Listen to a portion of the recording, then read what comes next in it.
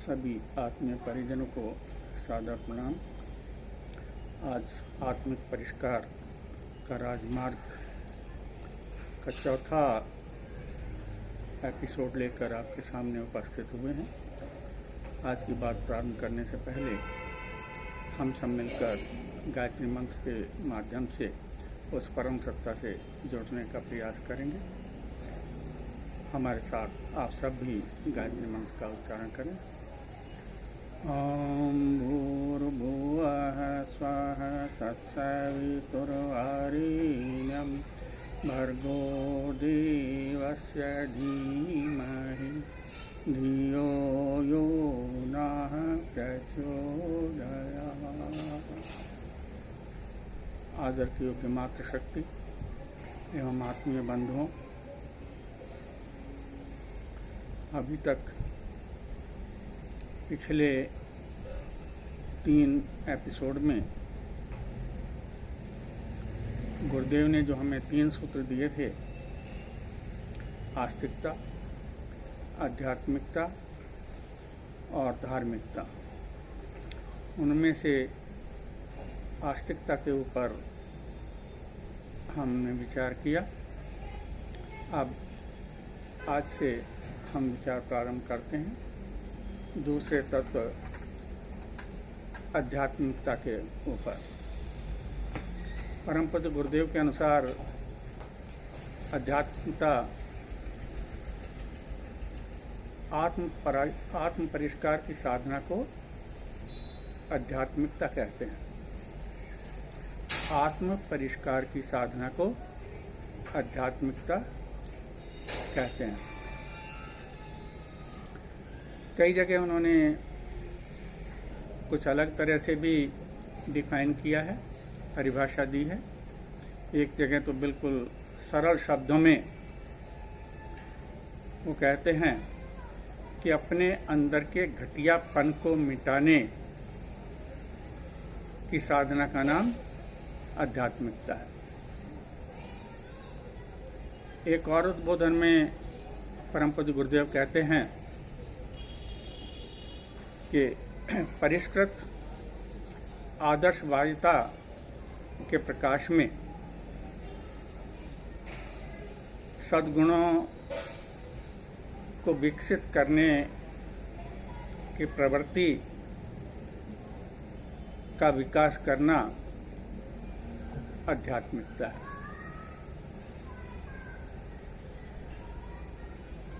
इसी संदर्भ में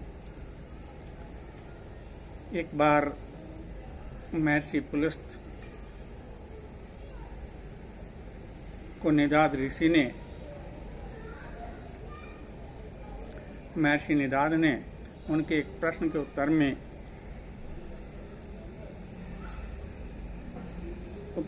बताया था कि हे देव,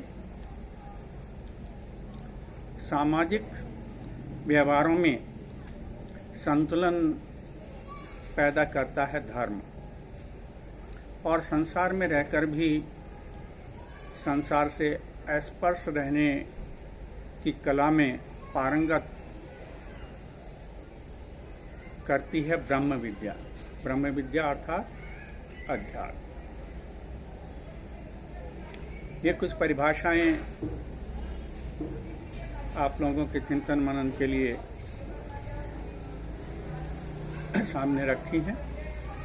वैसे अभी जो आप लोगों ने गायत्री मंत्र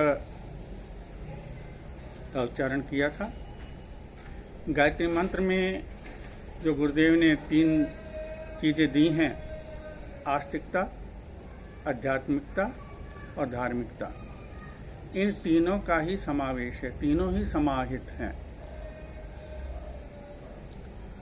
ओम भूर्भुवः स्वः। ओम ब्रह्म का वाचक है। ओम का उच्चारण होते ही हमें उस परम सत्ता का ध्यान आता है। भूर्भुवः स्वः तीनों लोगों को कहते हैं और तीनों शरीरों को भी कहते हैं। वैसे तो ऋषियों ने इनको अनेकों अर्थ किए हैं, लेकिन हम यहाँ इन 2 अर्थों पर ही विचार करेंगे। भूर्भुवः स्वः तीनों लोग, और आत्मीय मानवीय सत्ता के 3 शरीर, स्थूल, सूक्ष्म और कारण शरीर। ओम भूर्भुवः स्वः हमें संदेश देता है, प्रेरणा देता है कि ओम की सत्ता तीनों लोकों में और हमारे तीनों शरीरों में, अर्थात हमारे भीतर और बाहर सर्वत्र व्याप्त है। अर्थात इस ब्रह्मांड के कण कण में ईश्वरीय चेतना समाई हुई है। इसी धारणा को परिपक्व करना ही तो आस्तिकता है। एक सर्वव्यापी, न्यायकारी सत्ता में पूर्ण विश्वास, यही तो आस्तिकता है। तत्सवितुर्वरेण्यं भर्गो देवस्य धीमहि। सविता के प्रकाश में ईश्वरीय गुणों को, दैवीय गुणों को धारण करना। सविता का प्रकाश अर्थात परिष्कृत आदर्शवादिता के प्रकाश में सद्गुणों को, ईश्वरीय गुणों को, दैवीय गुणों को धारण करने की प्रवृत्ति, धारण करना, ये क्या हुआ? ये आध्यात्मिकता है। धियो यो नः प्रचोदयात्। सन्मार्ग पर बढ़ने की प्रेरणा, सत्कर्म करना, सत्कार्यों में प्रवृत्त होना, ये धार्मिकता है। इस प्रकार गायत्री मंत्र के अंदर तीनों ही तत्व समाये हुए हैं। अब आगे बढ़ते हैं। इस अध्यात्म को हम अपने अंदर कैसे विकसित करें, उसके लिए भी परम पूज्य गुरुदेव ने 3 चीजें बताई हैं: उपासना, साधना और आराधना। उपासना, साधना और आराधना। उपासना भगवान की, साधना स्वयं को पड़ता है, और आराधना इस संसार को भगवान का विराट स्वरूप मानकर इसकी सेवा में रत रहना, आराधना। कई जगह उन्होंने एक और 4 सूत्र दिए हैं आत्म परिष्कार की साधना के लिए: साधना, स्वाध्याय, संयम और सेवा। साधना, स्वाध्याय, संयम और सेवा। हम बारी बारी से इन सभी तत्वों पर विचार करेंगे। आज की बात इसी के साथ समाप्त करते हैं।